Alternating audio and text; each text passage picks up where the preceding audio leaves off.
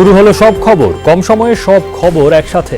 খবরটা খুব বড় করে বলবো না, কিন্তু যতখানি বলবো তাতে করে আপনি জেনে যেতে পারবেন আজ কোথায় কি হলো। নিয়মিত আয়োজন আপনাদের সবাইকে স্বাগত জানাচ্ছি, আমি সৌমিত্র শুক্ল। উচ্চ আদালতের নির্দেশে তত্ত্বাবধায়ক সরকারকে মিউজিয়ামে পাঠানো হয়েছে। এ নিয়ে নতুন করে বিতর্কের কোনো অবকাশ নেই, এমনটাই মন্তব্য করেছেন সড়ক পরিবহন ও সেতুমন্ত্রী ওবায়দুল কাদের। মুন্সিগঞ্জে এক অনুষ্ঠানে তিনি বলেন, এখানে সরকারের নিরপেক্ষতার কোনো বিষয় নেই, পুরোটাই নির্ভর করছে নির্বাচন কমিশনের ওপর। মন্ত্রী বিএনপিকে উদ্দেশ্য করে বলেন, আদালতের আদেশেই বিদায় নিচ্ছে তত্ত্বাবধায়ক সরকার ব্যবস্থা, সংবিধান মেনে নির্দিষ্ট সময়ে বাংলাদেশে নির্বাচন হবে। বিশ্বের অন্যান্য গণতান্ত্রিক দেশের মতোই আগামীতে নির্বাচন হবে বলেও মন্তব্য করেন তিনি।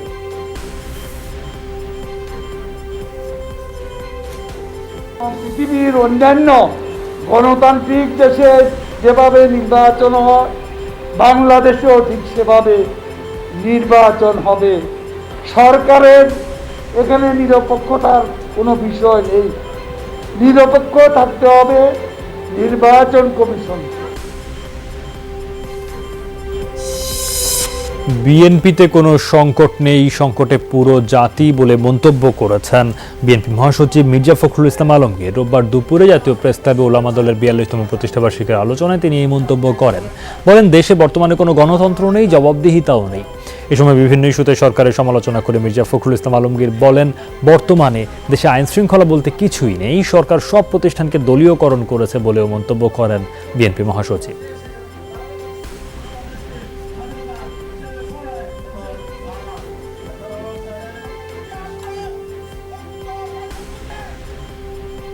সংকটটা বিএনপির নয়, এই সংকটটা হচ্ছে গোটা জাতির। আজকে গণতন্ত্র নেই, নির্বাচন হয় না, আজকে দুর্নীতির কোনো জবাবদিহিতা নাই, যে যেখানে যেমন খুশি ডাকাতি করছে, চুরি করছে, তার কোনো জবাবদিহিতা নাই, আইন শৃঙ্খলা বলতে কিচ্ছু নেই। সেই একটা দেশ তো আমরা চাই না, আজকে সেই দেশ তৈরি করেছে আওয়ামী লীগ। চট্টগ্রাম আদালত চত্বরে পুলিশ চেকপোস্টে আত্মঘাতী বোমা হামলার ১৬ বছর পর জেএমবির জঙ্গি বোমা মিজানকে মৃত্যুদণ্ড এবং কমান্ডার জাবেদ ইকবালকে যাবজ্জীবন কারাদণ্ড দিয়েছেন আদালত। সন্ত্রাস বিরোধী বিশেষ ট্রাইব্যুনালের বিচারক আব্দুল হালিম এই রায় ঘোষণা করেন। এ সময় জাবেদকে আদালতে হাজির করা হয়, তবে বোমা মিজান এখনও পলাতক।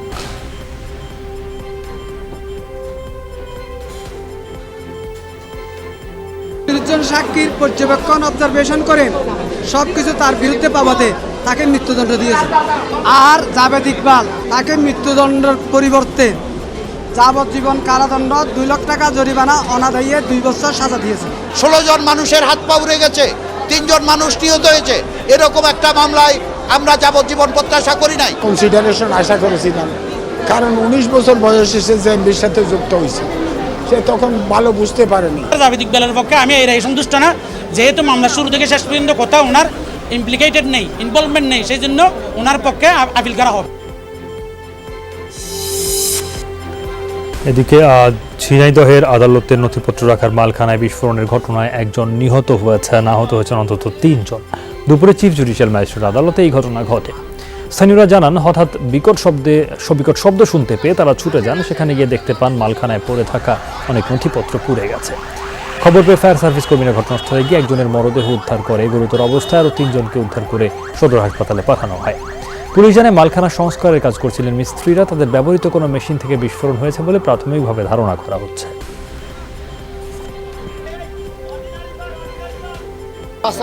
শব্দ শুনতে পেলাম, তখন কি করবো, তখন এই কিছু সময় পরে ফায়ার ব্রিগেড পরে একজনের অবস্থা থাকে, এগুলো হাতটা সবই বের হয়ে গেছে তার। আমি যতটুকু জেনেছি যে মেশিন দিয়ে কাজ করছিল, ওয়েল্ডিং মেশিন এবং ওয়েল্ডিং করার পরে ওটা পরিষ্কার করার জন্য যে একটা মেশিন, দুটোই একটা ওইটা বাসছে, এটা হয়েছে।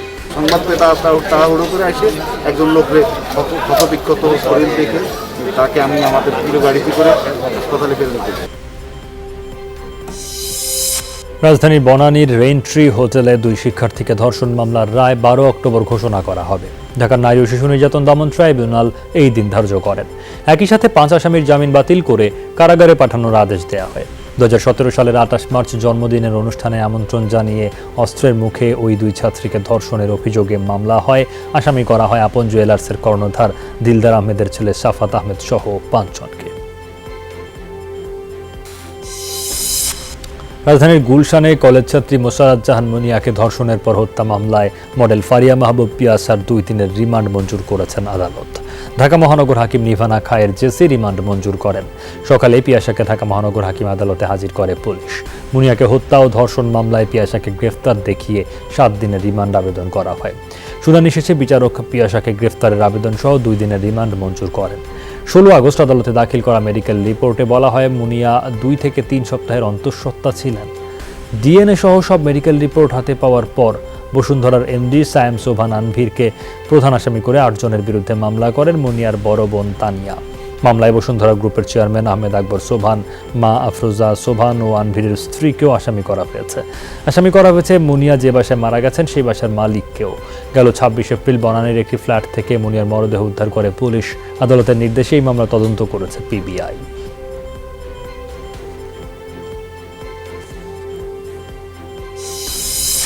করোনায় দেশে আরও 18 জনের প্রাণহানি হয়েছে। এ নিয়ে মোট মৃত্যু 27,573 জন। নতুন করোনায় শনাক্ত হয়েছে 617 জন। পরীক্ষার অনুপাতে শনাক্তের হার 2.90%। নমুনা পরীক্ষা হয়েছে 21,246টি। এই পর্যন্ত শনাক্ত 15,57,964 জন। 24 ঘন্টায় সুস্থ হয়েছেন 1,112 জন। মোট সুস্থ 15,18,754 জন। মৃত 18 জনের মধ্যে পুরুষ 9 জন, নারী 9। বিভাগভিত্তিক প্রাণহানির হিসাবে সর্বোচ্চ ঢাকা ও চট্টগ্রামে 7, রাজশাহী ও খুলনায় 2 জন করে মারা গেছেন। বিগত সময়ের যে করোনা পরিস্থিতি কিছুটা স্বস্তিদায়ক, তবে কোনোভাবেই আত্মতুষ্টিতে না ভোগার আহ্বান জানান স্বাস্থ্য অধিদপ্তরের মুখপাত্র ডাক্তার নাজমুল ইসলাম। দুপুরে স্বাস্থ্য অধিদপ্তরের এক ভার্চুয়াল ব্রিফিংয়ে তিনি কথা জানান। বলেন, সঠিকভাবে স্বাস্থ্যবিধি মেনে চললে করোনা সংক্রমণের এই নিম্নগতি ধরে রাখা সম্ভব। এভাবে চলতে থাকলে সংক্রমণের হার 3% নিচে নামবে বলে আশা করেন ডাক্তার নাজমুল ইসলাম। এছাড়া আগের চেয়ে ডেঙ্গু পরিস্থিতিও উন্নতির দিকে বলে ব্রিফিংয়ে জানানো হয়। আমাদের এই মুহূর্তে যে পরিস্থিতিটি আছে এটি অত্যন্ত স্বস্তিদায়ক পরিস্থিতি, কিন্তু এটা আমাদের আত্মতুষ্টির কোনো কারণ নেই। বরং আমরা সকলে মিলে যদি একসঙ্গে কাজ করি, স্বাস্থ্যবিধিগুলো যথাযথভাবে মেনে চলি, তাহলে এই পরিস্থিতিটি অব্যাহত রাখা সম্ভব, এমনকি সংক্রমণের হার এর চাইতে কমও হওয়া সম্ভব। হঠাৎ করে উত্তরের জেলা নাটোরে শিশুদের মাঝে দেখা দিয়েছে সর্দি, কাশি ও নিউমোনিয়ার প্রকোপ। সদর হাসপাতালে রোগীর চাপ বেড়ে যাওয়ায় সেবা দিতে হিমশিম খাচ্ছেন চিকিৎসক ও নার্সরা। শিশু ওয়ার্ডে 30 বেডের বিপরীতে ভর্তি রয়েছে 76 জন। ওয়ার্ডের মেঝে ও বারান্দায় রোগীদের চিকিৎসা দিতে হচ্ছে। সদর হাসপাতালের সহকারী পরিচালক পরিতোষ কুমার রায় জানান, হঠাৎ করে আবহাওয়ার পরিবর্তনের কারণে শিশুরা সংক্রমিত হচ্ছে বেশি। এতে শিশু রোগীর সংখ্যাও বৃদ্ধি পাচ্ছে।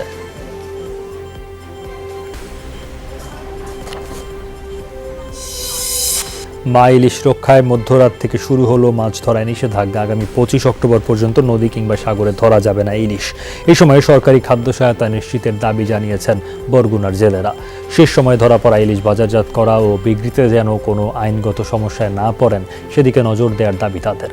ব্যবসায়ীরা বলছেন, নিষেধাজ্ঞা কিছুদিন পিছিয়ে দিলে মা ইলিশ রক্ষা কার্যক্রম আরও সফল হতো। আমরা যে কি খাবো কি পরবর্তীতে আমরা বুঝতে পারছি না। এবারে টাকা পাইছি মাত্র 11,000 টাকা। 11,000 টাকা তো আমাদের ওষুধ পানি পকেট খরচ হয় না। সরকারের 20 কেজি চাল দেন, এতে আমাকে কিছু হয় না। আবার দেয়, এতে আমাকে কিছু হয় না। সংসারে 7 জন মানুষ। আরও একটু গবেষণা করিয়া সঠিক সময় বের করা উচিত ছিল। মানে আমরা তো প্র্যাকটিক্যাল, আমরা এখন ইলিশের অবস্থাটা যে দেখি যে আসলে মানে 2-4টা ছাড়া সকল ইলিশেরই ডিম নাই। 1-1.5 ঘন্টা লেট করলে এই মাছ আর বিক্রি করা সম্ভব না। পুলিশ প্রশাসনের কাছে দাবি, আমাদের গাড়িগুলো যেন ঠিক টাইম মতন পৌঁছতে পারে। দেশে মৎস্য শিকারের জন্য নতুন এক ধরনের জালের ব্যবহার ক্রমেই বাড়ছে। চায়না দুয়ারি নামের এই জালে একবার মাছ ঢুকলে আর বের হতে পারে না। জালের বিশেষ ফাঁদে আটকা পড়ে ছোট অন্য জলজ প্রাণীও। শুরুর দিকে পদ্মা নদী তীরে এই জালের ব্যবহার হলেও এখন প্রত্যন্ত গ্রামেও ছড়িয়ে পড়ছে। বিশেষজ্ঞরা বলছেন, এটি কারেন্ট জালের চাইতেও ক্ষতিকর হলেও এখনও নিষিদ্ধ জালের তালিকায় নাম ওঠেনি চায়না দুয়ারির। তবে এর বিরুদ্ধে তৎপর হয়েছে মৎস্য বিভাগ।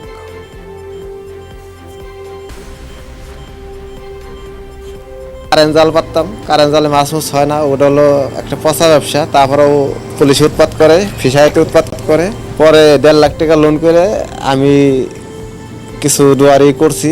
সুতাটা এই জমিনটা পুরাটাই এই চায়না থেকে আসে, মানে একবারে নেটটা কিনা বাংলাদেশে মানে ফিটিং হইতেছে। এটা যেহেতু ক্ষতিকারক প্রভাব, এই নিয়ে আমাদের হয়তো বা আমাদের লিগ্যাল সেকশনটা মনে হয় কাজ করতেছে।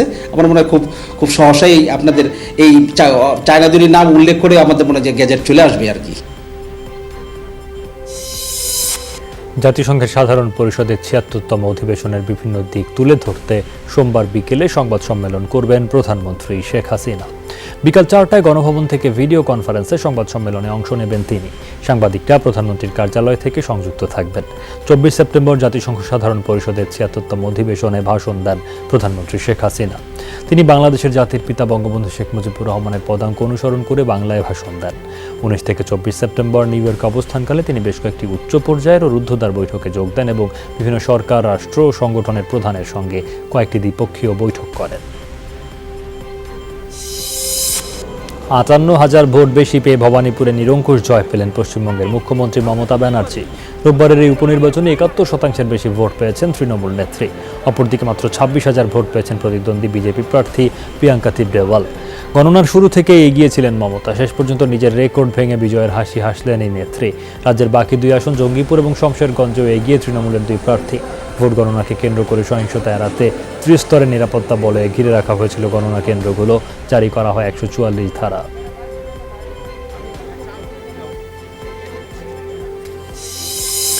মুখ্যমন্ত্রী মমতা ব্যানার্জির হ্যাট্রিক জয়ে বিজয় উল্লাসে মেতেছে গোটা কলকাতা।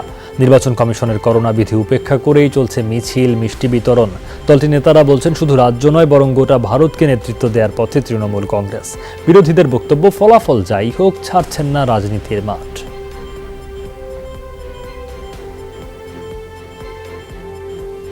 আমাদের সবচেয়ে আনন্দ হবে যদি আমরা বন্যায় যারা আক্রান্ত তাদের পাশে দাঁড়িয়ে সেবা করতে পারি। সেবার কাজটা যেন আমরা করতে পারি।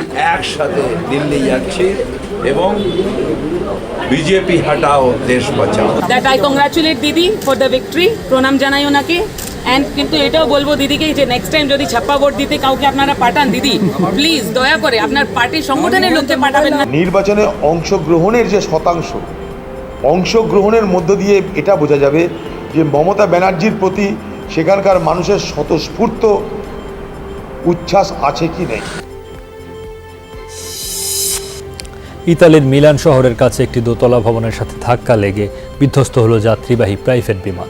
রোববারের এই দুর্ঘটনায় নিহত হয়েছেন কমপক্ষে ৮ জন। মিলানের উপকণ্ঠে লিনাতে সিটি বিমানবন্দর থেকে সার্ডিনিয়া দ্বীপে যাচ্ছিল বিমানটি, কিন্তু ফাঁকা একটি দোতলা ভবনের উপর পড়লে আগুন লেগে যায়, পুড়ে যায় রাস্তায় দাঁড় করিয়ে রাখা কয়েকটি গাড়িও। পরে আগুন নিয়ন্ত্রণে আনে ফায়ার সার্ভিস। বিমান বিধ্বস্তের কারণ জানা যায়নি, এখনও জানা যায়নি নিহতদের পরিচয়। টি-20 বিশ্বকাপে অংশ নিতে ওমানের উদ্দেশ্যে ঢাকা ছাড়ল বাংলাদেশ ক্রিকেট দল। ওমানের দুর্যোগপূর্ণ আবহাওয়ার কারণে নির্ধারিত সময়ের ঘণ্টাখানেক পর রাত 12:30টার দিকে ছেড়ে যায় 12:15টার দিকে ছেড়ে যায় বাংলাদেশ বিমানের ফ্লাইটটি। আগের সূচি অনুযায়ী রোববার 10:45 ফ্লাইট ছাড়ার কথা ছিল, কিন্তু সাইক্লোন শাহিনের প্রভাবে ওমানের মাস্কাট বিমানবন্দরে জলাবদ্ধতা দেখা দেয়। এতে নির্ধারিত সময় টাইগারদের ওমান যাওয়া নিয়ে তৈরি হয় অনিশ্চয়তা। দুর্যোগপূর্ণ আবহাওয়ার কারণে পরিবর্তন করা হয় সব ফ্লাইট। শেষ পর্যন্ত কিছুটা বিলম্বে হলেও রওনা হয় বাংলাদেশ ক্রিকেট দল। এ সময় বিশ্বকাপে ভালো করার জন্য সকলের কাছে দোয়া চান টি-20 অধিনায়ক মাহমুদুল্লাহ রিয়াদ।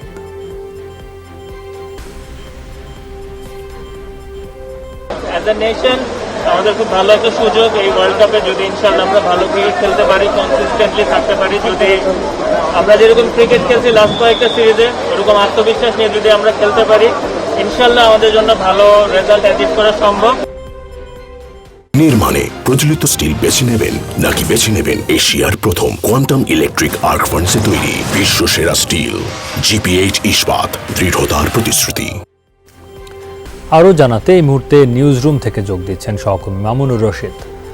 মামুন, শুরুতেই বাংলাদেশ দলের ওমান যাত্রায় বিলম্বের বিষয়ে জানাবেন। অধিনায়ক মাহমুদুল্লাহ রিয়াদ বিমানবন্দরে বেশ কিছু কথা বললেন, আশাবাদ জানালেন। সে আশাবাদের উপর কতটুকু ভর করা যায়, ভরসা রাখা যায় বলে আপনার মনে হয়েছে? মাহমুদুল্লাহর আশা ভরসার কথা যদি বলি, বাংলাদেশ দল সাম্প্রতিক সময়ে খুব ভালো পারফরমেন্স করেছে। টি-20তে আমরা দেখেছি অস্ট্রেলিয়ার বিপক্ষে বাংলাদেশ খুবই ভালো সিরিজ জিতেছে, নিউজিল্যান্ডের বিপক্ষে সিরিজ জিতেছে। লোয়ার স্কোরিং উইকেট নিয়ে অনেক কথা ছিল, কিন্তু দিন শেষে বাংলাদেশ বড় দলের বিপক্ষে সিরিজ জিতেছে, এটা কিন্তু অনেক বড় একটা ইফেক্ট ফেলবে টি-20 বিশ্বকাপে। মানসিকভাবে বাংলাদেশের প্লেয়াররা চাঙ্গা থাকবে। অস্ট্রেলিয়া, নিউজিল্যান্ড অনেক বড় মাপের দল টি-20তে, আমরা সেটা জানি। তাদের বিপক্ষে জয় অবশ্যই আমাদের জন্য একটা ভালো একটা প্রস্তুতি বলা যায় বিশ্বকাপের জন্য। আর আজকের ফ্লাইটের কথা যদি বলি বাংলাদেশ দলের, আমি লাস্ট 5 মিনিট আগেও যে আপডেটটি পেয়েছি 11:30টায় বাংলাদেশ দলের ওমানের উদ্দেশ্যে উড়াল দেওয়ার কথা ছিল, কিন্তু এখনও পর্যন্ত বাংলাদেশ দলের ফ্লাইটটি শাহজালাল বিমানবন্দর ছেড়ে যায়নি। বাংলাদেশের প্লেয়াররা এখনও বিমানবন্দরে অপেক্ষা করছেন। আসলে কিছুটা জটিলতা এখনও রয়ে গেছে বাংলাদেশের উড়াল দেওয়ার বিষয়ে। আমরা জানি নির্ধারিত সময় ছিল 10:45, আগে থেকেই ঠিক করা ছিল, কিন্তু সেই ঘূর্ণিঝড় শাহিনের কারণে সেই সময়টা একটু বিলম্বিত হয়ে 11:30টায় করা হয় সময়টি। 11:30টার পরবর্তীতে আমরা যখন ওই সময়টাতে খোঁজ নিই তখন জানানো হয় যে 11:15টায় আসলে ফ্লাইটটি ছাড়া হবে, কিন্তু সবশেষ আমরা যতটুকু জানতে পেরেছি এখনও পর্যন্ত বিমানটি ছেড়ে যায়নি। আচ্ছা, তাহলে আমি দর্শকদের যেটি জানিয়েছি যে রওনা হয়েছে বাংলাদেশ ক্রিকেট দল, সেটি আসলে সঠিক তথ্য নয়। দুঃখ প্রকাশ করছি দর্শকদের কাছে। আপনি লো স্কোরিং ম্যাচের কথা বলছিলেন, যদিও বড় দলের বিপক্ষে জয় একটা অভ্যাসে পরিণত করারও ব্যাপার, কিন্তু সে একই সঙ্গে মাঠের কন্ডিশন, পিচের কন্ডিশন আর তার সঙ্গে যেটা যুক্ত হবে, আপনি মানবেন নিশ্চয়ই, ওই দলগুলোতে সমানে সমান পাল্লা দিয়ে খেলার মতো খেলোয়াড়ই বা কজন ছিলেন, সেই সব দলের অভিজ্ঞতা, এইগুলোকে বিবেচনায় নিলে সেই প্রস্তুতিটাকে কতখানি যথেষ্ট বলে মনে করবেন আপনারা? আসলে আপনি যেটি বলছিলেন যে বিশ্বকাপ দলের ক্রিকেটাররা ওই দলে ছিলেন কিনা বা কতটুকু শক্তিশালী দল বাংলাদেশে এসেছিল, সেটি একটি তর্ক সাপেক্ষ বিষয়। অস্ট্রেলিয়া দল তাদের তারকা পাঠাক আর না পাঠাক, দলটি অস্ট্রেলিয়া জাতীয় দল। নিউজিল্যান্ড দল তাদের তারকা প্লেয়ার পাঠাক বা না পাঠাক, তারা কিন্তু একটা জাতীয় দল, তারা জাতীয় দল পাঠিয়েছে। তারা কিন্তু বি দল নামে কোনো দল পাঠায়নি, তারা ডিক্লেয়ার দিয়ে পাঠিয়েছে, তারা তাদের জাতীয় দল পাঠাচ্ছে। অবশ্যই তারা যাদেরকে পাঠিয়েছে তারা পারফরমেন্স করেই দলে এসেছেন, যারা এসেছে বাংলাদেশে তারা পারফরমেন্স করে এসেছে। আরেকটি বিষয় আসছে, পিচের কথা আসছে, খুব বেশিবার করে আসছে। আমরা ওমানে টি-20 IPL চলছে, আমরা সেখানে দেখেছি মুস্তাফিজ খুব ভালো বল করেছেন, যিনি ঢাকার মাটিতে যে পারফরমেন্সটি ছিল সেটি কিন্তু ওমানেও ধরে রেখেছেন। সাকিব আজকে কলকাতার হয়ে খেলেছেন, সাকিব 4 ওভারে 20 রান দিয়ে 1টি উইকেট নিয়েছেন, সে খুব কম রান খরচ করেছেন। তা আসলে এইখানের যে একটা ইফেক্ট, সেটা কিন্তু আমরা এখন ওখানে দেখতে পাচ্ছি বাংলাদেশের 2 জন ক্রিকেটারের মধ্যে। সৌমিত্র, আর টি-20-র মতো ক্লোজ ম্যাচগুলোতে নিশ্চয়ই এই সব ছোটোখাটো বিষয় অনেক বড় ফারাক করে দিতে পারে এবং সেটা বাংলাদেশের পক্ষে যেতেই পারে। আপনাকে ধন্যবাদ মামুন সময় দেওয়ার জন্য। রোহিঙ্গা নেতা মুহিবুল্লাহ হত্যা মামলায় গ্রেফতার সেলিম ও শওকতুল্লাহর 3 দিনের রিমান্ড মঞ্জুর করেছেন আদালত। সকালে করা নিরাপত্তে তাদের আদালতে হাজির করে 7 দিনের রিমান্ড চায় পুলিশ। এদিকে দুপুরে কুতুপালং 5 নং ক্যাম্প থেকে ইলিয়াস নামে আরও একজনকে আটক করেছে পিবিএন। গত 2 দিনে কক্সবাজারের বিভিন্ন স্থানে অভিযান চালিয়ে সেলিম, জিয়াউর রহমান, আব্দুস সালামকে আটক করে পিবিএন। এছাড়া পুলিশ অভিযানে ধরা পড়ে শওকত। এদিকে মুহিবুল্লাহর হত্যায় কোনো বিদেশি সংস্থা জড়িত আছে কিনা খতিয়ে দেখা হচ্ছে, জানিয়েছেন স্বরাষ্ট্রমন্ত্রী আসাদুজ্জামান খান। রোহিঙ্গা জনগোষ্ঠীকে ফিরিয়ে নেওয়া যাওয়ার জন্য সে সবসময় সোচ্চার ছিল। তাকে যারা হত্যা করেছে বলে আমরা মনে করছি তাদের আইনের আওতায় নিয়ে আসতে পারবো। আমাদের তদন্ত দ্রুতভাবে এটা চলছে এবং আমরা খুব শীঘ্রই এটা ব্যবস্থা আমরা করতে পারবো বলে আমরা বিশ্বাস করি। মানব পাচার আইনে মামলা করে জনশক্তি রপ্তানিকারকদের নানা সময় হয়রানি করা হয় বলে অভিযোগ করেছেন রিক্রুটিং এজেন্টরা। তাই রিক্রুটিং এজেন্টরা তাদেরকে এই আইনের আওতার বাইরে রাখার দাবি জানিয়েছেন। এই আইন অবিলম্বে সংশোধনের দাবিতে সকালে প্রবাসী কল্যাণ মন্ত্রণালয়ের সামনে মানববন্ধনের আয়োজন করে রিক্রুটিং এজেন্টরা। জনশক্তি রপ্তানিকারকরা বলেন, বৈধভাবে BMET স্মার্ট কার্ড গ্রহণ করে কর্মী পাঠানো হচ্ছে, যা কোনোভাবেই মানব পাচার হতে পারে না। প্রবাসী কোনো কর্মী সেবা প্রাপ্তির বিষয়ে অভিযোগ করলে তা অভিবাসী আইনের আওতায় আনা দরকার। বৈধভাবে যারা স্মার্ট কার্ড নিয়ে, আমাদের মন্ত্রণালয়ের অনুমোদন নিয়ে, BMETর স্মার্ট কার্ড নিয়ে যারা বিদেশে কর্মী প্রেরণ করেছে, তাদেরকে আজকে মানব পাচার মামলায় একের পর এক জেলে নিক্ষেপ করা হচ্ছে। শত শত মালিকবৃন্দকে জেলে দেওয়া হচ্ছে, আমাদের কর্মকর্তা কর্মচারীদেরকে জেলে দেওয়া হচ্ছে। আমরা তার প্রতিবাদে আজকে এখানে সমবেত হয়েছি, মানববন্ধন করেছি। রাজধানীর পল্লবী থেকে 3 তরুণী নিখোঁজের ঘটনায় রকিবুলের 2 দিনের রিমান্ড মঞ্জুর করেছেন আদালত। গ্রেফতার অয়ন, তরিকুল্লাহ ও জিনিয়কে কারাগারে প্রেরণের আদেশ দিয়েছেন আদালত। নিখোঁজ 3 নারীর মধ্যে নিশার পরিবারের করা মামলায় তাদের গ্রেফতার করেছে পুলিশ। মামলা তদন্তকারী কর্মকর্তা সজীব খানের গাফিলতির কারণে আদালত বিভ্রান্ত হয়েছে বলে জানান আসামি পক্ষের আইনজীবী খন্দকার রাহাত রহমান। বিজ্ঞ আদালত একজনকে রাকিবুল্লাহকে 2 দিনের রিমান্ড মঞ্জুর করেছে, আর বাকিদের বিষয়ে বিজ্ঞ আদালত তাদের বয়স নির্ধারণের সাপেক্ষে তাদের পরবর্তীতে রিমান্ড শুনানির আদেশ দেন। আজকে রিমান্ড শুনানির জন্য আপনি আরেকটি ডেট দিয়ে মাইনরদের জন্য আপনি শীর্ষ আদালতে প্রেরণ করে দেন, আর যারা অ্যাডাল্ট আছে এই শুনানিটা আপনি পরবর্তীতে করেন। অবশেষে ঢাকায় শুরু হলো রুট পারমিট ছাড়া বাস বন্ধে অভিযান। তবে বন্ধ করা হয়নি কোনো বাস, জরিমানা করেই ছেড়ে দিয়েছে ভ্রাম্যমাণ আদালত। সকালে গুলিস্তান এলাকায় চলে অভিযান। বাস শ্রমিকরা জানান, রং পাল্টে রুট বদলে বাস মালিক ও কোম্পানিগুলো শ্রমিকদের চালাতে বাধ্য করে। কর্তৃপক্ষ বলছে এই অভিযানের মূল উদ্দেশ্য সচেতন করা, তবে পর্যায়ক্রমে বন্ধ হবে অবৈধ বাস চলাচল। গুলিস্তান সোনারগাঁও আমার রুট পারমিট ফেল। আমাদের হলো খিলগাঁও টু মোহাম্মদপুর, সাভারের গাড়ি কিনে এখন রং করছে, গ্রহণ করে এই ব্যানারে চালাইতেছে আর কি। আকিক পরিবহন চলতো মিরপুর থেকে আপনার হলো পর্যন্ত খিলগাঁও পর্যন্ত, এখন খাজাবাই দিচ্ছি রুট পারমিট, ওই গাড়ি ওই কোম্পানি তো বন্ধ হয়ে গেছে। আমরা তাদেরকে জরিমানা করছি, সচেতন করছি এবং জরিমানা আদায় করার চেষ্টা করছি। তাদের কাগজপত্রগুলো আমরা চেক করছি, রেকারে দিচ্ছি না আজকে। আমরা কিন্তু কাজ করি হলো এনফোর্সমেন্টের, এটি বাতিল করার ক্ষমতা কিন্তু অন্য একটি কর্তৃপক্ষ ডেডিকেটেড রয়েছে, তারাই বাতিল করবেন। চলন্ত ট্রেনে বারবার পাথর নিক্ষেপের ঘটনায় কঠোর অবস্থানে যাচ্ছে রেল মন্ত্রণালয়। মন্ত্রী জানান, দোষীদের খুঁজে বের করে আইনের আওতায় আনার কার্যক্রম শুরু হয়েছে। এক সংবাদ সম্মেলনে তিনি জানান, চলতি বছরের সেপ্টেম্বর পর্যন্ত ট্রেনে 110 বার পাথর নিক্ষেপের ঘটনা ঘটেছে। গ্লাস ভেঙেছে 103টি, আর আহত হয়েছেন 29 জন। তাই ট্রেনের কোচের জানালায় নেট লাগানোর কথাও ভাবছে রেল মন্ত্রণালয়। একই সাথে চলন্ত ট্রেনে পাথর নিক্ষেপের ফলে জানমালের ক্ষয়ক্ষতি নিয়ে সাংবাদিকদের জনসচেতনতামূলক রিপোর্ট প্রচারের আহ্বান জানান মন্ত্রী। রেলওয়ে নিরাপত্তা বাহিনী, স্থানীয় স্টেশন মাস্টার, ওএমএন, স্থানীয় গ্রামের মসজিদের ইমাম, স্থানীয় গ্রামের স্কুল শিক্ষকগণকে সম্পৃক্ত করে ট্রেনে পাথর নিক্ষেপ রোধে প্রয়োজনীয় প্রচারণামূলক কার্যক্রম গ্রহণ করে তা স্থানীয় জাতীয় প্রিন্ট ও ইলেকট্রনিক মিডিয়া প্রকাশের উদ্যোগ গ্রহণ করতে হবে। গাজীপুর মহানগর আওয়ামী লীগের সাধারণ সম্পাদক ও মেয়র জাহাঙ্গীর আলমকে দলীয় শৃঙ্খলা ভঙ্গের দায়ে কারণ দর্শানোর নোটিশ দিয়েছে আওয়ামী লীগ। দলটির সাধারণ সম্পাদক ওবায়দুল কাদের স্বাক্ষরিত এক চিঠিতে বলা হয়, সম্প্রতি সামাজিক যোগাযোগ মাধ্যমে মুক্তিযুদ্ধের শহীদদের সংখ্যা নিয়ে জাহাঙ্গীর আলমের বক্তব্যে আওয়ামী লীগের সুনাম ও ভাবমূর্তি ক্ষুণ্ণ হয়েছে। গাজীপুর আওয়ামী লীগের সাধারণ সম্পাদকের দেয়া এমন বক্তব্য দলের সাংগঠনিক শৃঙ্খলা ভঙ্গের শামিল উল্লেখ করে চিঠিতে বলা হয়, এটি শাস্তিযোগ্য অপরাধ। এমন ঘটনায় জাহাঙ্গীর আলমের বিরুদ্ধে কেন ব্যবস্থা নেওয়া হবে না, তার ব্যাখ্যা সহ লিখিত বক্তব্য চাওয়া হয়েছে। দুর্গাপূজা ঘিরে সামাজিক যোগাযোগ মাধ্যমে অপপ্রচার চালালে কঠোর শাস্তির আওতায় আনা হবে বলে জানিয়েছেন স্বরাষ্ট্রমন্ত্রী আসাদুজ্জামান খান। বিকেলে সচিবালয়ে দুর্গাপূজার নিরাপত্তা নিয়ে ব্রিফিংয়ে তিনি একথা বলেন। এ সময় পূজা মণ্ডপে সবাইকে স্বাস্থ্যবিধি মেনে যাওয়ার অনুরোধ জানিয়ে মন্ত্রী বলেন, এবার সারা দেশে 31,137টি মণ্ডপে পূজা হবে। মণ্ডপে প্রবেশের সময় অবশ্যই মাস্ক পরতে হবে। মসজিদের কাছে যেসব পূজা মণ্ডপ থাকবে তারা যেন নামাজের সময় একটু বিরতি দেন, সে বিষয়ে সংশ্লিষ্টদের অনুরোধ জানান স্বরাষ্ট্রমন্ত্রী। পূজা চলাকালে আজানের সময় কিংবা নামাজের সময় মসজিদের ঠিক নিকটে পূজা মণ্ডপগুলো যেন সংযতভাবে তাদের পূজা অর্চনা করে থাকেন।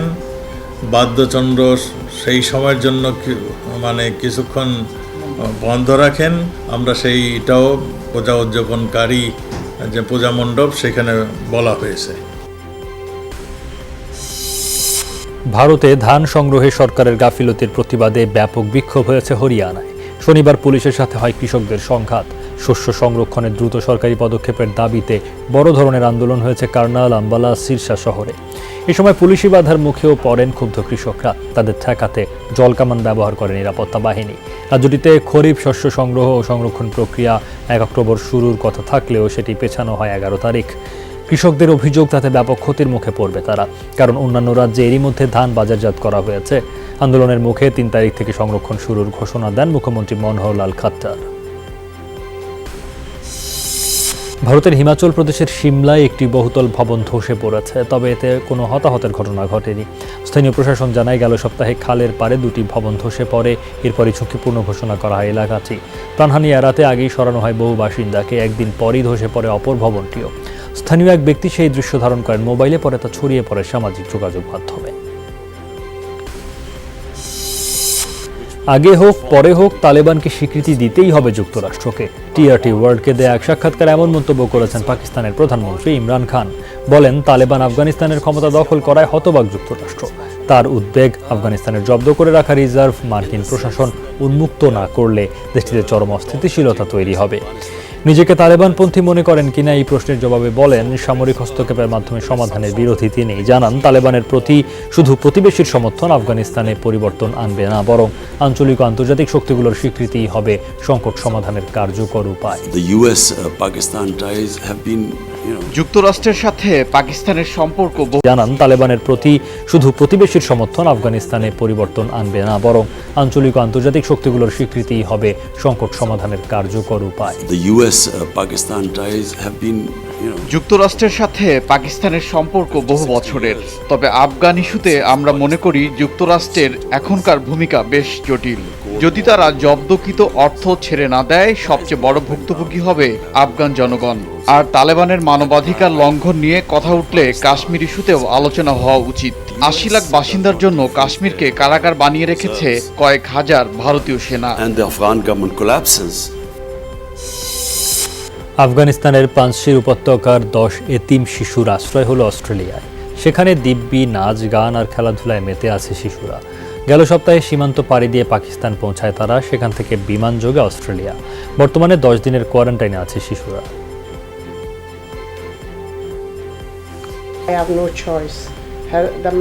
খুব দরিদ্র পরিবার থেকে এসেছে এরা। বেশিরভাগের বাড়িতে খাওয়া দাওয়া পড়ার ব্যবস্থা নেই। বাধ্য হয়ে এই শিশুটিকে বিক্রি করে দিতে চেয়েছিল তার পরিবার। আমি তাদেরকে বুঝিয়ে এতিমখানায় নিয়ে যাই।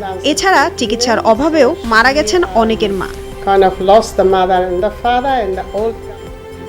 তথ্য মন্ত্রণালয় কোনো চ্যানেল বন্ধ করেনি বলে জানিয়েছেন তথ্য ও সম্প্রচার মন্ত্রী ডক্টর হাসান মাহমুদ। জানান, বাংলাদেশের আকাশ আইন মেনে বিদেশি চ্যানেলের ক্লিন ফিড চালানোর জন্য উন্মুক্ত আছে। তা মন্ত্রী জানান, বিজ্ঞাপনমুক্ত বিদেশি চ্যানেল চালানোর সিদ্ধান্তের সভায় উপস্থিত ছিল সব পক্ষ, তাই আইন ভঙ্গ করে দেশের ক্ষতি হতে দেবে না সরকার। তবে কেবল অপারেটররা বলছেন, পুরোপুরি ডিজিটালাইজেশন না হওয়া পর্যন্ত বিজ্ঞাপন কেটে অনুষ্ঠান প্রচার সম্ভব নয়। 2 বছর আগে সংশ্লিষ্ট সবাইকে বলেছিলাম আমরা এই আইন বাস্তবায়ন করতে যাচ্ছি, এবং বেশ কয়েকবার তাগাদা দেওয়া হয়েছে, তাদেরকে নোটিশ করা হয়েছে, এবং সবশেষে গত মাসের শুরুতে সব পক্ষকে নিয়ে আমরা বৈঠক করে সিদ্ধান্ত গ্রহণ করি যে 1 অক্টোবর থেকে আমরা আইন কার্যকর করব। আমরা সেটিই করেছি, আমরা কোনো চ্যানেল বন্ধ করিনি। জাতীয় পরিচয়পত্র ও সার্টিফিকেটের সাথে মিল রেখে পাসপোর্ট সংশোধনের দাবিতে মানববন্ধন ও অবস্থান কর্মসূচি পালন করেছেন ভুক্তভোগীরা। সকালে আগারগাঁও পাসপোর্ট অধিদপ্তরের সামনে আন্দোলন করেন তারা। বলেন, পাসপোর্টের সাথে জাতীয় পরিচয়পত্র ও সার্টিফিকেটের মিল না থাকায় ভিসার মেয়াদ শেষ হলেও তারা পাসপোর্ট সংশোধন করতে পারছেন না। এছাড়া সরকারি দপ্তরগুলোতেও নিজেদের পরিচিতি নিয়ে বিড়ম্বনার শিকার হওয়ার অভিযোগ করেন তারা। বলেন, পাসপোর্টে নামের বানানে অমিল থাকায় উচ্চশিক্ষার জন্য বিদেশ যাত্রা আটকে আছে অনেকের। আমরা যখন আঞ্চলিক পাসপোর্ট অফিসে যাই তখন আমাদেরকে আগারগাঁও পাসপোর্ট অফিসে যাওয়ার জন্য ওনারা বলে, যখন এখানে আসি তখন আবার বলে যে আঞ্চলিক পাসপোর্ট অফিসে যাওয়ার জন্য। জাতীয় পরিচয়পত্র, জন্ম নিবন্ধন বা যার যে কাগজপত্র আছে সেগুলোর সাথে মিল রেখে আমাদের পাসপোর্ট সংশোধনের সুযোগ দেওয়া হোক। ক্ষমতায় গেলে দেশকে স্বর্গ বানিয়ে দেওয়ার আশ্বাস দিয়ে বিএনপি মানুষকে বিভ্রান্ত করছে বলে মন্তব্য করেছেন স্থানীয় সরকার মন্ত্রী তাজুল ইসলাম। সকালে জনস্বাস্থ্য প্রকৌশল অধিদপ্তরে জাতীয় স্যানিটেশন মাসের উদ্বোধন অনুষ্ঠানে মন্ত্রী কথা বলেন। অভিযোগ করেন, আওয়ামী লীগ 21 বছর ক্ষমতার বাইরে ছিল, তখন দেশে উন্নয়ন হয়নি, কিন্তু বিএনপি এখন মুখরোচক কথা বলে মানুষকে স্বর্গের স্বপ্ন দেখাচ্ছে। এ সময় তিনি বলেন, সকলের জন্য নিরাপদ পানি সরবরাহ ও শতভাগ স্যানিটেশনের ব্যবস্থা নিশ্চিতে সরকার অঙ্গীকারাবদ্ধ। যারা 21 বছর ক্ষমতায় থেকে আমাদের জীবনের কোনো পরিবর্তন ঘটান না, এখন বলে যে এবার স্বর্গের সাথে আমাদের বিএনপিওয়ালারা একটা কানেকশন আপনাদেরকে দিয়ে দিবে, so that you will be enjoy the heavenly life. আমরা এটাতে বিভ্রান্ত না হওয়ার জন্য আমাদের সবারই স্ব দায়িত্ব আছে। জাতীয় পার্টির প্রয়াত মহাসচিব জিয়াউদ্দিন আহমেদ বাবলু দেশপ্রেমিক রাজনীতিক হিসাবে মানুষের কাছে আজীবন স্মরণীয় হয়ে থাকবেন বলে মন্তব্য করেছেন পার্টির চেয়ারম্যান জিএম কাদের। বিকালে রাজধানীর কাকরাইলে পার্টি অফিসের সামনে প্রয়াত মহাসচিবের জন্য দোয়া ও মাগফিরাত কামনায় জাতীয় পার্টি আয়োজিত মাহফিলে তিনি কথা বলেন। জিএম কাদের বলেন, জিয়াউদ্দিন বাবলু দেশের মানুষের অধিকার আদায়ে সবসময় গুরুত্বপূর্ণ ভূমিকা পালন করেছেন। আগামী শুক্রবার বিকেলে রাজধানী ডিপ্লোমা ইঞ্জিনিয়ার্স ইনস্টিটিউশনে জিয়াউদ্দিন বাবলুর স্মরণে শোকসভা পালন করবে জাতীয় পার্টি।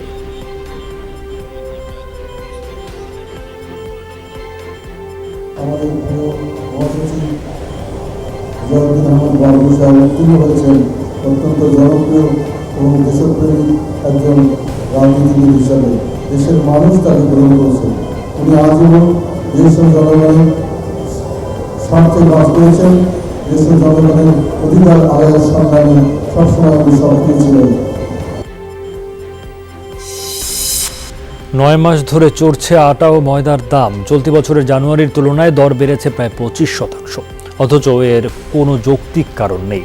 পাইকারদের দাবি, চাহিদার তুলনায় অর্ধেক পণ্য দিচ্ছে ডিলাররা, বড় ক্রেতা ফিরিয়ে দিচ্ছেন অনেকেই। যদিও সংকটের জন্য আমদানিকারকদের সিন্ডিকেটকে দুষছেন ডিলাররা। ক্রেতারা বলছেন, গম জাতীয় পণ্যের চাহিদা বাড়ায় দেশে উৎপাদন বাড়ানোর উদ্যোগ নেওয়া উচিত। অ্যাকচুয়ালি আমদানিকারক বা যারা উৎপাদন কারক তারাই মার্কেট নিয়ন্ত্রণ করে। তাদের কাছে যদি প্রেশার ক্রিয়েট করে তাহলেই সব কিছু বাজার নিয়ন্ত্রণে আসবে। যদি 1 টাকার মাল 2 টাকায় কেনে, আমার মনে হয় এটা সবচেয়ে উপর মহল ছাড়া কেউ পারবে না। তাদের হয়তো বা 2 বেলা খেতে হবে, 3 বেলা খাওয়ার সুযোগ নাই। অ্যাকচুয়ালি গমের দাম বাড়ার কিন্তু কোনো কারণ নাই। উৎপাদন সব জায়গায় ভালো, একটা দেশে খারাপ হয়েছে তাই দাম বেড়ে যাবে তা না। এগুলোর অস্থিরতার কারণে সব।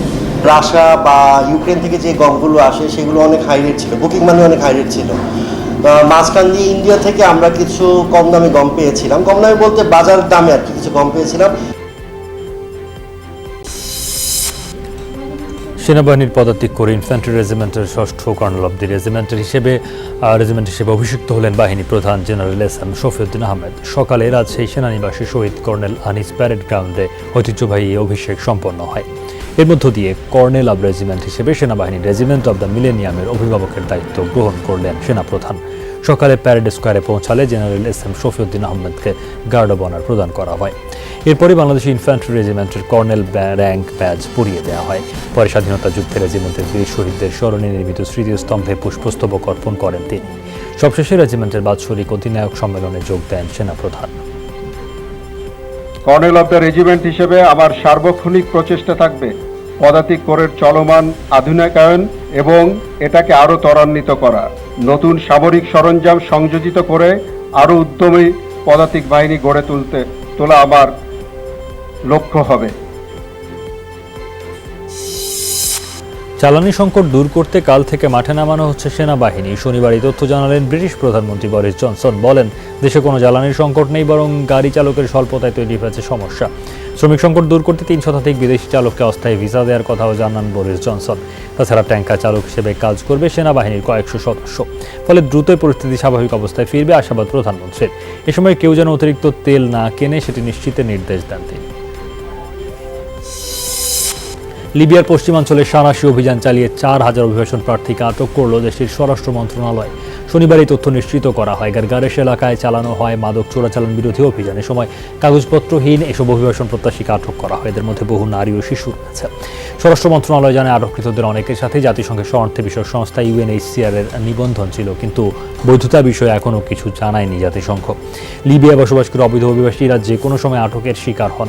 এছাড়া তাদের উপর নির্যাতন, যৌন হয়রানিও চালায় সরকার, এমন অভিযোগ নরওয়েজিয়ান রিফিউজি কাউন্সিলের।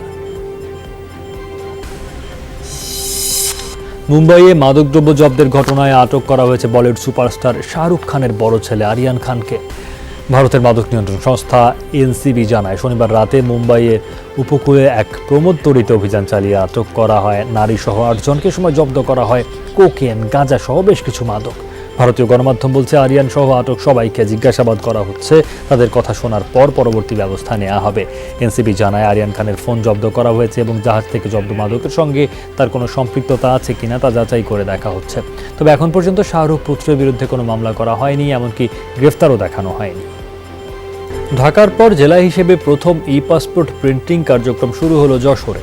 দুপুরে আঞ্চলিক পাসপোর্ট অফিসে এই কার্যক্রমের উদ্বোধন করেন ইমিগ্রেশন ও পাসপোর্ট অধিদপ্তরের মহাপরিচালক major general Mohammad Ayub Chowdhury.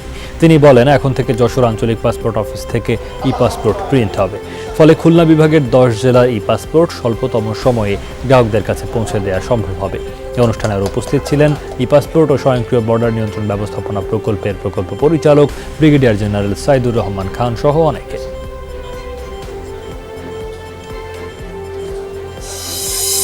SPC ওয়ার্ল্ডের সিইও ও এমডি আলামিন এবং নিরাপদ শপ এর পরিচালক সহ 3 জনকে গ্রেফতার করা হয়েছে। রোববার সন্ধ্যায় তাদের গ্রেফতার করে সিআইডি। সংস্থাটি জানায়, সোমবার দুপুরে সংবাদ সম্মেলনে বিস্তারিত জানানো হবে। দীর্ঘদিন ধরে গ্রাহকের টাকা ফেরত না দেওয়ার অভিযোগ এসপিসি ওয়ার্ল্ডের বিরুদ্ধে। গ্রাহকদের দাবি, এসপিসির মাধ্যমে আয় করা টাকা তাদের ওয়ালেটে জমা রয়েছে, তবে কোনোভাবেই তারা এই টাকা ক্যাশ আউট করতে পারছেন না। 2020 সালে নিজেদের ই কমার্স প্রতিষ্ঠান দাবি করে যাত্রা শুরু করে এসপিসি। প্রতিষ্ঠানটির সিইও আলামিন ডেস্টিনি 2000 লিমিটেডের টিম লিডার ও প্রশিক্ষক ছিলেন। প্রতারণার শিকার গ্রাহকদের দ্রুত সরকারি সহায়তার দাবি জানিয়ে সংবাদ সম্মেলন করেছে ইফালি মার্চেন্ট ও ভোক্তারা। সকালে জিআরইউতে সংবাদ সম্মেলনে ই কমার্স খাতের সুরক্ষা আইন সহ 7 দফা দাবি তুলে ধরা হয়। করোনা মহামারীতে মানুষের আস্থা অর্জন করেছে ই কমার্স খাত, তাই এই খাতের সুরক্ষায় সরকারি উদ্যোগ দাবি করেন তারা। সংবাদ সম্মেলনে বলা হয়, সরকারি অনুমোদন নিয়েই যেহেতু ইভ্যালি দেশে ব্যবসা করেছে, তাই ক্ষতিগ্রস্তদেরও দায় সরকারকেই নিতে হবে। মার্চেন্টদের আশঙ্কা, ইভ্যালির সিইও ও চেয়ারম্যান কারাগারে থাকলে তারা অর্থ ফেরত পাবেন না।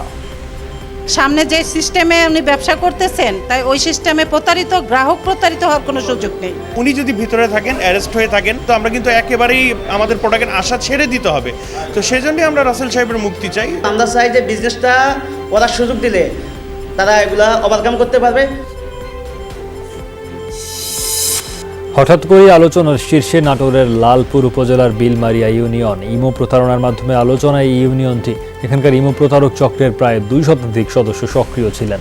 সম্প্রতি র্যাব ও পুলিশের হাতে 80 জন গ্রেফতার হলেও আরও শতাধিক সদস্য রয়েছেন ধরাছোঁয়ার বাইরে। এমন প্রতারণার জন্য বিব্রত এলাকাবাসী। জেলায় ইমো প্রতারণায় জড়িতদের তালিকা তৈরি করেছে আইন শৃঙ্খলা রক্ষাকারী বাহিনী।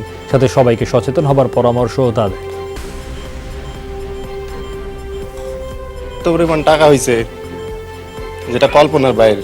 ভাব আবার বুলেকা রাজকীয় হাটের বড় মাছটা আমরা পাইট খাটি খাই, আমরা হাটের বড় মাছটা কিনতে পারিনি, আর ওরা হাটের বড় মাছটা আগে কিনে। ম্যাট্রিক পাস করি সারিয়ে 25 লক্ষ টাকা দিয়ে বাড়ি করছে, মোটরসাইকেল কিনে ঘুরি বেড়া, আপনার কোনো কাজকর্ম নেই। আমরা আমাদের অপারেশন চালু রাখবো, প্রতি মাসেই আমরা আমাদের অপারেশন চালু রাখবো ইনশাল্লাহ। বাট অপারেশনই শুধু করে আসলে এটা কমপ্লিটলি বন্ধ করা যাবে। এটা জনসচেতনতা তৈরি করতে হবে। Awareness is very important. মুক্তিযুদ্ধের ইতিহাস নতুন প্রজন্মের সামনে তুলে ধরার উদ্যোগ নেওয়ার কথা জানিয়েছেন তথ্য ও যোগাযোগ প্রযুক্তি প্রতিমন্ত্রী জুনাইদ আহমেদ পলক। তিনি বলেন, 6 দফা মুক্তিযুদ্ধ, 75-এর নির্মম হত্যাকাণ্ডের দিনগুলো তুলে ধরতে হবে সবার কাছে। সকালে আগারগাঁওয়ে আইসিটি টাওয়ারে শেখ রাসেল ওয়েবসাইট ও অনলাইন কুইজ কন্টেস্ট নিয়ে সংবাদ সম্মেলনে প্রতিমন্ত্রী বলেন, মুক্তিযুদ্ধের ইতিহাসের সাথে বঙ্গবন্ধুর কনিষ্ঠ পুত্র শেখ রাসেল জড়িয়ে আছেন।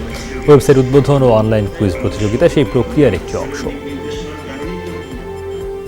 শেখ রাসেলের যে উদারতা এবং তার যে ছোট্ট 10 বছরের জীবনের যে জীবন সংগ্রাম, এই সব কিছু আমরা তুলে ধরতে চাই আমাদের বর্তমান এবং ভবিষ্যৎ প্রজন্মের কাছে। এবং 18ই অক্টোবরকে আমরা জাতীয় দিবস যথাযথ মর্যাদার সাথে আমরা পালন করতে চাই। বান্দরবানের থানচির পদ্মছিরি থেকে প্রায় 2 কেজি আফিম জব্দ করেছে বিজিবি বলিপাড়া জোনের আওতায় দুর্গম পাহাড়ি এলাকার একটি জুমঘর থেকে জব্দ করা হয় এই আফিম। গোপন খবরের শনিবার রাতে সেখানে অভিযান চালায় তারা, তবে অভিযানে আটক করা যায়নি কাউকে। বিজিবির উপস্থিতি টের পেয়ে পালিয়ে যায় মাদক কারবারিরা। বিজিবি কর্তৃপক্ষ জানিয়েছে, জব্দ আফিমের বিনিময় মূল্য প্রায় 1,35,000 টাকা।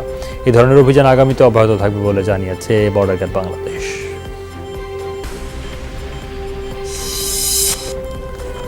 বৈঠার টান আর ঢাকঢোলের বাদ্যে মুখরিত হলো নড়াইলের চিত্রা নদীর পার। বিশ্ব পর্যটন দিবস উপলক্ষে হয়ে গেল নৌকা বাইচ প্রতিযোগিতা। গ্রাম বাংলার ঐতিহ্যবাহী এই আয়োজন দেখতে নদীর দুপারে জড়ো হন বহু মানুষ।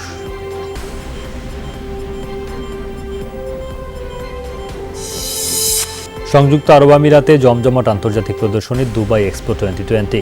বিশ্বের সর্ববৃহৎ মেলায় অংশ নিয়েছে বাংলাদেশ সহ 192টি দেশ। এর মাধ্যমে নিজেদের বিজ্ঞান, প্রযুক্তি, ব্যবসা, পর্যটন সহ সম্ভাবনাময় নানা খাত তুলে ধরছে অংশগ্রহণকারী দেশগুলো। আগামী 6 মাস চলবে এই মেলা। ভারত সবার জন্য একটি সম্ভাবনাময় দেশ। সেটা শিল্প, বাণিজ্য, শিক্ষা কিংবা যে কোনো আবিষ্কার হোক না কেন, সবকিছুতেই অগ্রগতির সুযোগ রয়েছে।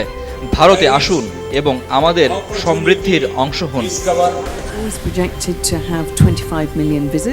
মেলায় কমপক্ষে 2.5 কোটি দর্শনার্থী সশরীরে অংশ নেবেন বলে প্রত্যাশা করেছিলাম, তবে করোনার কারণে বেশিরভাগ দেশের মানুষই হয়তো আসতে পারছেন না, তাই ভার্চুয়ালি প্রদর্শনের ব্যবস্থা রেখেছি আমরা। 6 মাস চলবে এই আয়োজন, তাই বলবো সম্ভব হলে এসে দেখে যান। এদিকে দুবাই এক্সপো 2020-র একটি নির্মাণাধীন ভবন ধসে প্রাণ হারালেন 3 শ্রমিক। সংকটাপন্ন অবস্থায় চিকিৎসাধীন আরও 72 জন। দুবাই এই ধরনের দুর্ঘটনায় হতাশ ইউরোপিয়ান পার্লামেন্ট।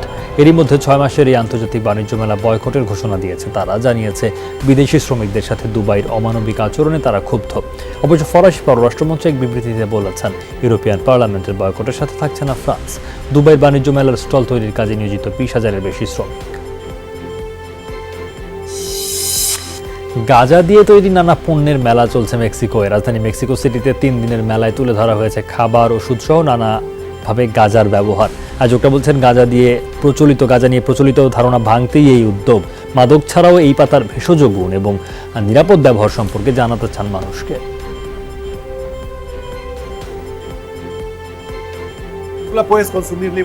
এখন এটা ব্যবহারের বৈধতা আছে, তবে বেচা কেনার বৈধ স্থান নেই। উৎপাদনের স্বাধীনতা আছে, তবে বীজ কেনার জায়গা নেই। ফলে চোরা কারবারের সুযোগ থেকেই যাচ্ছে। এই ছিল সব খবরে। এতক্ষণ সাথে থাকার জন্য সবাইকে ধন্যবাদ।